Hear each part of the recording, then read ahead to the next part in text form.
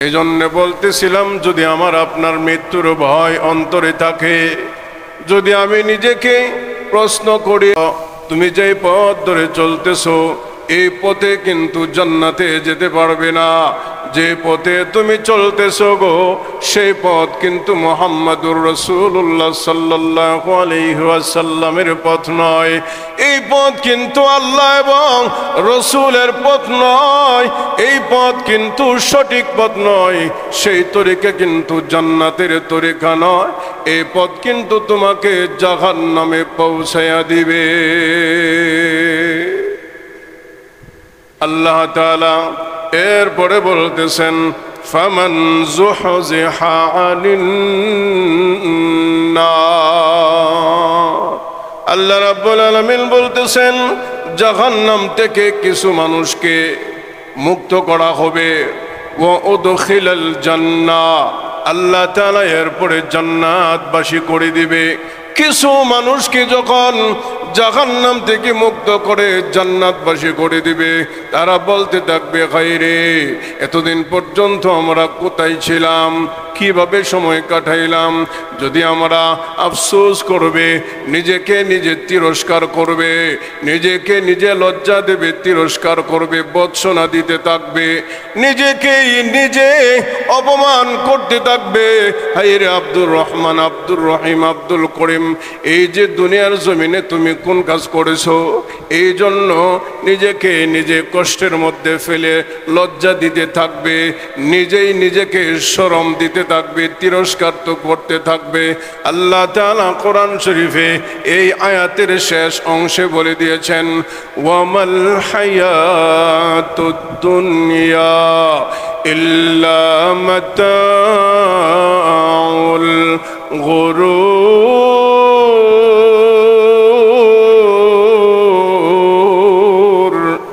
আল্লাহ রাব্বুল আলামিন এরপরে বলতেছেন, কিছু লোকগুলোকে যখন জাহান্নাম থেকে মুক্ত করে দিয়া জান্নাতে প্রবেশ করানো হবে, ওই লোকগুলো বলতে থাকবে, হায়রে এতদিন পর্যন্ত এত শান্তি আরামায়েশ কোথায় ছিল।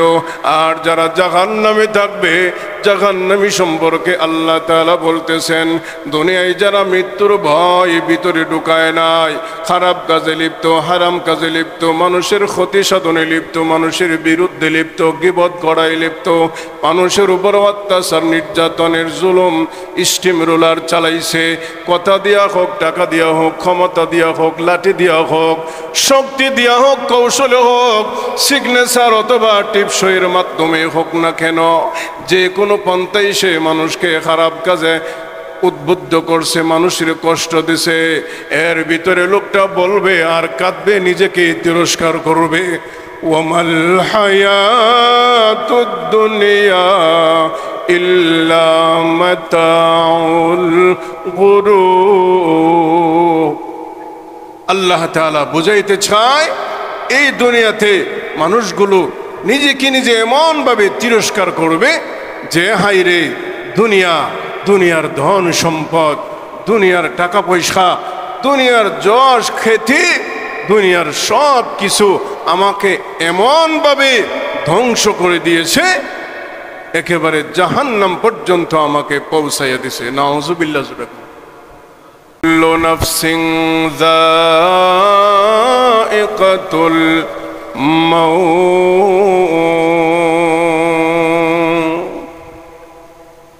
ওয়া ইন্নামা তুওয়াফাউনা উজুরাকুম ইয়াওমাল কিয়ামাহ ফামান যুহজিহা আনিন নার وأدخل الجنة فقد فاز وما الحياة الدنيا إلا متاع الغرور।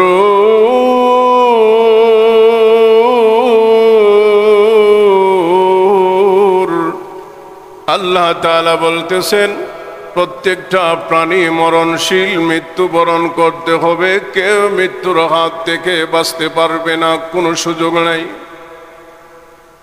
وإنما توفون أجوركم প্রত্যেকটা মানুষকে দুনিয়াতে যে কৃতকর্ম করছে, যে সে যা করছে তার জন্য বদলা দেওয়া হবে। কোন সময়? ইয়াউমাল কিয়ামা, কিয়ামতের ময়দান যখন কায়েম হবে তখন আপনাকে আমাকে সকলকে বদলা দেওয়া হবে, পারিশ্রমিক দেওয়া হবে। দুনিয়াতে আপনি যা করছেন তার বদলা দেওয়া হবে। আমি যা করছি আমাকে এর জন্যে এর বদলা দেওয়া হবে। বিশ্বাস আসেনি আমাদের? বুঝেন না? মৃত্যুর পরে যে আপনাকে আমাকে বদলা দিবে এটা আমাদের বিশ্বাস হয়নি। যদি বিশ্বাস হয়, বিশ্বাস করি, আমি মুসলমান। যদি বিশ্বাস না করি, আমি নাস্তিক। নাউযুবিল্লাহ ধরে কন। وَإِنَّمَا تُوَفَّوْنَ أُجُورَكُمْ, প্রত্যেকটা মানুষকেই দুনিয়াতে সেই লোকটা যা করেছে এর জন্য তাকে বদলা দেওয়া হবে। অর্থাৎ আমি দুনিয়ায় যা কামাই করেছি আমাকে বদলা দেওয়া হবে। আপনি দুনিয়ায় যা কামাই করেছেন এর জন্য আপনাকে বদলা দেওয়া হবে। আর এই বদলাগুলি আল্লাহ তাআলা আমি যতদিন দুনিয়ায় বেঁচে আছি ততদিন পর্যন্ত আমার মহান আল্লাহ আমার কান্দের ফেরেশতার মাধ্যমে নোটিশগুলি নোট করতেছে। কিরামান কাতিবিন, আল্লাহ তাআলা প্রত্যেকটা মানুষ কি করে না করে সব কিছু লিপিবদ্ধ করতেছে কিরামান কাতিবিনের দ্বারা, ফেরেশতা সমূহের দ্বারা। এই জন্য কিয়ামতের ময়দানে আমাকে আপনাকে বদলা দেওয়া হবে। ওয়া ইন্নামা তুওয়াফাউনা উজুরাকুম, মৃত্যুর পরে যখন আমাকে আপনাকে বদলা দেওয়া হবে, এটা কোথায়, কোন জায়গা? আল্লাহ তাআলা বলতেছেন ইয়াউমাল কিয়ামা, কিয়ামতের ময়দানে। কিয়ামতের ময়দান যখন কায়েম হবে আল্লাহ তাআলা প্রত্যেকটা বান্দা বান্দির নাম ধরে ধরে ডাক দিবে, দাঁড়াও, সামনে আসো, তোমার জীবন বৃত্তান্তের হিসাব দাও। কোন কাজে তুমি সময় ব্যয় করেছো, কোন কাজে তোমার হাত ব্যয় করেছো, কোন কাজে তোমার চক্ষু ব্যয় করেছো। এক কথায় তোমার সারাটা জিন্দেগি তুমি কেমনে ব্যয় করলা, হিসাব দাও। এই জন্য বলতেছিলাম, যদি আমার আপনার মৃত্যুর ভয় অন্তরে থাকে, যদি আমি নিজেকে প্রশ্ন করি, রে আব্দুর রহিম, আব্দুল করিম, যদি তুমি নিজেকে প্রশ্ন করো, তুমি যে পথ ধরে চলতেছো এই পথে কিন্তু জান্নাতে যেতে পারবে না। যে পথে তুমি চলতেছো গো সেই পথ কিন্তু মুহাম্মাদুর রাসূলুল্লাহ সাল্লাল্লাহু আলাইহি ওয়াসাল্লামের পথ নয়। এই পথ কিন্তু আল্লাহ এবং রসূলের পথ নয়। এই পথ কিন্তু সঠিক পথ নয়। সেই তরিকা কিন্তু জান্নাতের তরিকা নয়। এই পথ কিন্তু তোমাকে জাহান্নামে পৌঁছায়া দিবে। আল্লাহ তাআলা এরপরে বলতেছেন, ফামান যুহজিহা আনিন নার, আল্লাহ রাব্বুল আলামিন বলতেছেন জাহান্নাম থেকে কিছু মানুষকে মুক্ত করা হবে। ওয়া উদখিলাল জান্নাহ, আল্লাহ তাআলা এরপরে জান্নাতবাসী করে দিবে। কিছু মানুষকে যখন জাহান্নাম থেকে মুক্ত করে জান্নাতবাসী করে দিবে, তারা বলতে থাকবে, খাইরে, এতদিন পর্যন্ত আমরা কোথায় ছিলাম, কিভাবে সময় কাটাইলাম। যদি আমরা আফসোস করবে, নিজেকে নিজে তিরস্কার করবে, নিজেকে নিজে লজ্জা দেবে, তিরস্কার করবে, বৎসনা দিতে থাকবে, নিজেকেই নিজে অপমান করতে থাকবে। হায়রে আব্দুর রহমান, আব্দুর রহিম, আব্দুল করিম, এই যে দুনিয়ার জমিনে তুমি কোন কাজ করেছো, এই জন্য নিজেকে নিজে কষ্টের মধ্যে ফেলে লজ্জা দিতে থাকবে, নিজেই নিজেকে শরম দিতে থাকবে, তিরস্কার তো করতে থাকবে। আল্লাহ তাআলা কোরআন শরীফে এই আয়াতের শেষ অংশে বলে দিয়েছেন, ওয়ামাল হায়াতুদ দুনিয়া إلا متاع الغرور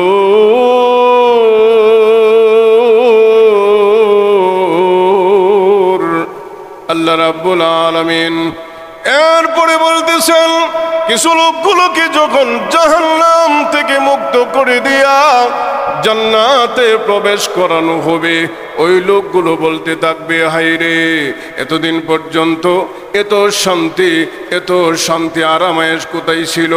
আর যারা জাহান্নামে থাকবে, জাহান্নামী সম্পর্কে আল্লাহ তাআলা বলতেছেন, দুনিয়ায় যারা মৃত্যুর ভয় ভিতরে ঢুকায় নাই, খারাপ কাজে লিপ্ত, হারাম কাজে লিপ্ত, মানুষের ক্ষতি সাধনে লিপ্ত, মানুষের বিরুদ্ধে লিপ্ত, গীবত করায় লিপ্ত, মানুষের উপর অত্যাচার নির্যাতনের জুলুম স্টিম রোলার চালাইছে, কথা দিয়া হোক, টাকা দিয়া হোক, ক্ষমতা দিয়া হোক, লাঠি দিয়া হোক, শক্তি দিয়া হোক, কৌশলে হোক, সিগনেচার অথবা টিপসইয়ের মাধ্যমে হোক না কেন, যে কোনো পন্থায় সে মানুষকে খারাপ কাজে উদ্বুদ্ধ করছে, মানুষের কষ্ট দিছে, এর ভিতরে লোকটা বলবে আর কাঁদবে, নিজেকে তিরস্কার করবে, ওয়ামাল হায়াতুদ দুনিয়া ইল্লা মাতাউল গুরুর। আল্লাহ তাআলা বুঝাইতে চায় এই দুনিয়াতে মানুষগুলো নিজেকে নিজে এমনভাবে তিরস্কার করবে যে হায়রে দুনিয়ার ধন সম্পদ, দুনিয়ার টাকা পয়সা, দুনিয়ার যশ খ্যাতি, দুনিয়ার সব কিছু আমাকে এমনভাবে ধ্বংস করে দিয়েছে, একেবারে জাহান্নাম পর্যন্ত আমাকে পৌঁছাইয়া দিছে। নাউজুবিল্লাহ। এজন্য ভাই, প্রত্যেকটা প্রাণী মরণশীল আমি আপনি বিশ্বাস করি। বিশ্বাস যদি আমার আপনার হয়, অবশ্যই এই মানুষটা কোনোদিন খারাপ কাজে যাইতে পারে না, গুনার কাজে যেতে পারে না। যে মানুষটা বিশ্বাস করবে আমাকে মরতে হবে, আমি মরণশীল, কোথায় মারা যাব, কেমনে মারা যাব, কিভাবে মারা যাব আমিও জানি না, কেউ জানে না, এখন ঠিক না? আমার আপনার সামনেই তো মারা যাইতেছে বহু মানুষ, আমার আপনার কেউ আত্মীয় না, সবাই মারা যাইতেছে। টাকাওয়ালা, পয়সাওয়ালা, ক্ষমতাওয়ালা, লাঠিওয়ালা, বাহাদুর, বীর, শক্তিধর, প্রত্যেকেই আজরাইল আলাইহিস সালাতু ওয়াস সালামের সাথে সাক্ষাৎ করতেই হবে। এটাই আল্লাহ পাকের চিরন্তন বিধান। যে মানুষটা বিশ্বাস করে আমাকে মরতে হবে, এ মানুষটা দুনিয়ার যে কোনো কাজ করতেই পারে না, যে কোনো কাজে যাইতে পারে না, যে কোনো কথা বলতে পারে না, কারণ তার ভিতরে ভয় আছে, সে যে মরবে, মৃত্যুবরণ করতে হবে, এই ভয়টা তার ভিতরে আছে। আজকে একজন একটা ভিডিও দেখাইলো আমাকে মোবাইলে, দেখলাম আমরা যে হাড্ডি কাটে না, এটা আপনারা কি কোন তাসকাল, এটা দিয়ে একটা মানুষের রাস্তায় ফালাইয়া কোবাইয়া, ভিডিওটা কোথাকার জানি না, হাত পা গুলি সবটি একবার আলগা করে ফেলছে, রাস্তায় ফালাইয়া। লোকটা চিল্লাচিল্লি করতেছে, চতুর্দিক দিয়ে মানুষ দেখা যায়, অনেক গরু ছাগলও দেখা যায়। তাহলে বোঝা যায় সম্ভবত যেহেতু গরু দেখা যায়, গরুর বাজারের আশেপাশে হবে কাজটা। চতুর্দিক দিয়ে মানুষ তাকাই রইছে, আর যেই লোকটা ভিডিওটা করছে বোঝাই যায় লোকটা দৌড়া ভিডিও করছে, খুব নড়াচড়া করতেছে ভিডিওটা। শেষ পর্যন্ত দেখলাম হাত পাগুলো তো একেবারে শেষ, একটা হাত ওইদিকে গেছে, ওইটা শেষ পর্যন্ত দেখলাম মাথায় অন্তত 8-10টা কোপ দিছে, মাথা একেবারে শেষ। তো এই হইল বর্তমান সমাজ, আমার আপনার পৃথিবীর অবস্থা। বর্তমান পৃথিবীর অবস্থা এমনই চলতেছে। আমি একদল করি, আপনি একদল করেন, আমার ক্ষমতা আছে আপনার শেষ করবো, আমার ক্ষমতা চলে গেছে, আবার আপনার ক্ষমতা আসছে, আপনি আবার আমাকে শায়েস্তা করবেন। এটা হইল বর্তমান পৃথিবীর একটা নিয়মে পরিণত হয়ে গেছে। নাউজুবিল্লাহ বলবেন না? কিরে ভাই, এভাবে যদি আপনি সমাজ পরিচালনা করেন, এভাবে যদি সমাজের নেতৃত্ব দেন, তাহলে আপনার মধ্যে আর হাইওয়ানের মধ্যে পার্থক্য কোথায়? জঙ্গলার একটা বাঘ যদি একটা হরিণকে পায়, অথবা তার নিচের যে কোনো একটা প্রাণীর সামনে পায়, যেভাবে ফাইরাসিরা খায়, একটা সিংহ তার নিম্নের যে কোনো প্রাণীরকে পায়, সে যেভাবে ফাইরাসিরা খায়, আপনিও ক্ষমতা পায়া আপনিও আরেকজনরে এভাবে ফাইরাসিরা মেরে ফেললেন, তাহলে ওই যে 4 পায়া জানোয়ার আর আপনি 2 পায়া মানুষ, এর মধ্যে পার্থক্য থাকলো কোথায়? জানোয়ারের গুণ আপনার মধ্যে এসে গেছে। যদি আপনার মধ্যে এই জানোয়ারের গুণ আসে, তাহলে আল্লাহর কসম, নিশ্চিত যারা এমন করে তাদেরকে জেনে রাখা উচিত, কখনো তারা জান্নাতের সুখ, জান্নাতে ঢোকা তো দূরের কথা, জান্নাতের সুঘ্রাণও পাবে না, যদিও সে আল্লাহর ঘরের ভিতরে, কাবার ভিতরে যায় আল্লাহর কাছে মাপসা হবে না। কারণ যাকে আপনি আঘাত করছেন তার কাছ থেকে আপনি ক্ষমা নিতে হবে। ওই দিকে যাব না, এ সম্পর্কে আলোচনা হয়েছে আগে বহু। তো এই জন্য আরেকটা কথা আমাদের বোঝা দরকার, ক্ষমতা পাইলেই কি সবাই খারাপ হয়? বুঝতেছেন না কথাটা? ক্ষমতা পাইলে সবাই কি খারাপ হয়? সবাই খারাপ হয় না। টাকাওয়ালা হইলেই কি সবাই খারাপ কাজে টাকা দেয়? ঠিক ক্ষমতা আসলে সবাই ক্ষমতার অপব্যবহার করে না। শক্তি থাকলেই সবাই শক্তির অপব্যবহার করে না। পৃথিবীতে ইতিহাসবিদগণ লেখেন, মুহাম্মদুর রাসূলুল্লাহ সাল্লাল্লাহু আলাইহি ওয়াসাল্লাম পৃথিবীর থেকে বিদায় হওয়ার পরে 2 জন লোক পৃথিবীর শ্রেষ্ঠ ক্ষমতাধর ছিল। দুজনের নাম ওই উমর। একজন হইল নবীজির জমানার উমর ইবনুল খাত্তাব রাদিয়াল্লাহু তাআলা আনহু, আরেকজন হইল আমাদের ভারতবর্ষের উমর ইবনে আব্দুল আজিজ রহমাতুল্লাহি আলাইহি। দুজনের নাম ওই উমর। আর এই দুজনই পৃথিবীর শ্রেষ্ঠ ক্ষমতাধর ছিল তাদের সময়কার। তারা যদি ইচ্ছা করত, এই 2 জন বাদশাহ যদি ইচ্ছা করত, পৃথিবীতে একটা কাফের বেঈমান রাখতাম না, সব ধ্বংস করে ফেলতে পারত, এত ক্ষমতা ছিল তাদের। কিন্তু করে নাই। কেন করব? বিধর্মীকে আমি কেন আঘাত করব? ওই সময় তাকে আমি আঘাত করব যেই সময় সে আমার কোরআন পালন করতে, আল্লাহর হুকুম পালন করতে, নবীর সুন্নত পালন করতে সে আমাকে বাধা দেবে, তখন তাকে আমি আঘাত করব। এর আগে আপনি একটা বিধর্মীকে, একটা মূর্তি পূজারীকে আঘাত করতে পারেন না। ইসলাম আমাকে এই অনুমতি দেয় নাই। তো 2 জন উমর, শেষ উমর ছিল উমর ইবনে আব্দুল আজিজ রাহিমাহুল্লাহ। ওনার যত যশ খ্যাতি ছিল ইতিহাসে যা পাওয়া যায়, এর মধ্যে একটা ইতিহাস হইল হযরত উমর ইবনে আব্দুল আজিজ রহমাতুল্লাহ আলাইহির সময় বাঘ এবং হরিণ, এই 2টা তো একটা আক্তার বন্ধু না, শত্রু।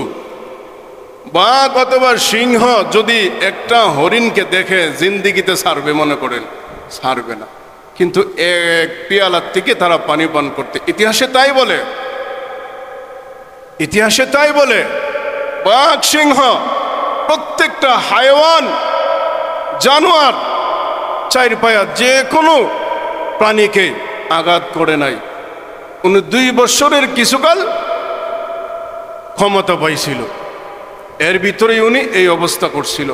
এবার চিন্তা করুন, হঠাৎ করে একদিন নদীর ঘাটে এক বাঘ এক হরিণকে ধরে বসছে, রক্তে ভেসে গেছে। এক মহিলা চিৎকার দিতেছে আর বলতেছে ওমর ইবনে আব্দুল আজিজ নাই, মারা গেছে। মহিলাকে পরে প্রশ্ন করা হইল, তুমি বুঝলা কেমনে বাদশা যে মারা গেল? কোনো খবর হয় নাই। আমি বুঝছি কেমনে? সংক্ষেপে মহিলা বুঝাইছে, এই যে তাকায় দেখো, নদীর ঘাটে পানি পান করতেছিল, বাঘ হরিণকে ধরছে রক্তাক্ত অবস্থায়, আর এই কারণেই বোঝা যায় ওমর ইবনে আব্দুল আজিজ বেঁচে নাই। যদি বেঁচে থাকতো, বাঘের শক্তি ছিল না হরিণকে আঘাত করবে। এত ক্ষমতা, এত শক্তি ওনারা কিভাবে অর্জন করছে? এই শক্তিগুলি অর্জন করা যায় না। এই শক্তিগুলি আল্লাহ পাক পরীক্ষা নিরীক্ষা করার পরে আল্লাহ প্রদত্ত ক্ষমতা ওই সমস্ত লোকগুলোকে দান করে। এগুলি অর্জন করা যায় না, আপনি চেষ্টা করলেই সম্ভব না।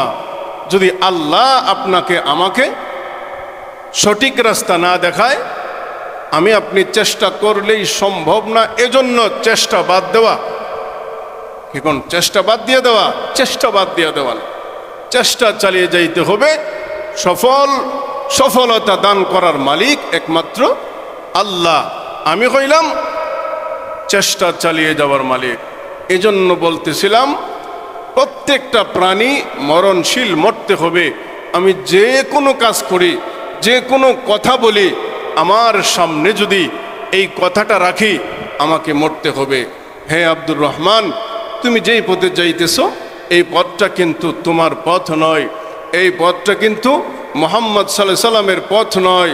এই পথটা কিন্তু সাহাবীগণের পথ নয়। এই পথ কিন্তু জাহান্নামে তোমাকে নিয়ে যাবে। এই পথে চললে আল্লাহ নারাজ হবে। এই পথে যদি তুমি চলতেই থাকো, তোমাকে শয়তান জাহান্নামে নিক্ষেপ করে এরপরে ক্ষান্ত হবে। নাউজুবিল্লাহ। এজন্য আসুন আমি আপনি প্রত্যেকেই মৃত্যুর কথা স্মরণ রাখবো। সব সময় প্রত্যেকটা কাজে মৃত্যুর কথা স্মরণ রাখবো, প্রত্যেকটা কথাই মৃত্যুর কথা স্মরণ রাখবো। প্রত্যেকটা ঘুমের আগে আমি মৃত্যুকে স্মরণ করব। কিভাবে? মৃত্যুর আগে, ঘুমের আগে যদি আমি ঘুমের দোয়াটা পড়ে নেই, আল্লাহ তোমার নামে আমি মৃত্যুবরণ করতেছি, আবার তোমার নামে আমি জীবিত হইব। তাহলে ঘুমের দোয়াটা পড়লাম। খাবারের আগে আমি দস্তরখান বিছাইলাম, ভালো করে হাত ধুইলাম, নবীজির সুন্নত তরিকায় আমি খানা খাইলাম, নবীজির সুন্নত তরিকায় আমি পানি পান করলাম, নবীজির সুন্নত তরিকায় আমি মাথাটাকে সাজাইলাম। কিন্তু নবীর সুন্নতের ধারদারি না, মাথাটাকে আমরা ইহুদি খ্রিস্টানের সাড়ে সাজায়া নেই। নাউজুবিল্লাহ বলবেন না? তাহলে কি বোঝা যায়? মৃত্যুর ভয়, মৃত্যুর স্মরণ এই লোকগুলোর অন্তরের ভিতরে আছে না নাই?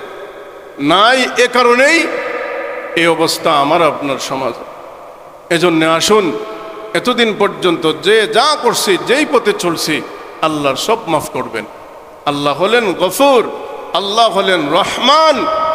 পৃথিবীর সব মিলে যা পারে না, আল্লাহ তাআলা কোন শব্দের দ্বারাই তাই হয়ে যায়। সবাই মিলেও যদি আমাকে একটা কিছু করতে চায়, আল্লাহ তাআলা যদি এর পক্ষে না থাকে, কোনোভাবেই সম্ভব না। আপনারা সারা পৃথিবী মিলেও একটা লোককে কিছু করা সম্ভব। অতএব আল্লাহ রাজি এবং খুশি থাকে, এই পথেই আমাকে আপনাকে চলতে হবে, থাকতে হবে, অবস্থান করতে হবে। আল্লাহ তাআলা এই সংক্ষিপ্ত কথাগুলির উপরে সকলকেই আমল করার তৌফিক দান করুন। সবাই বলে আমিন।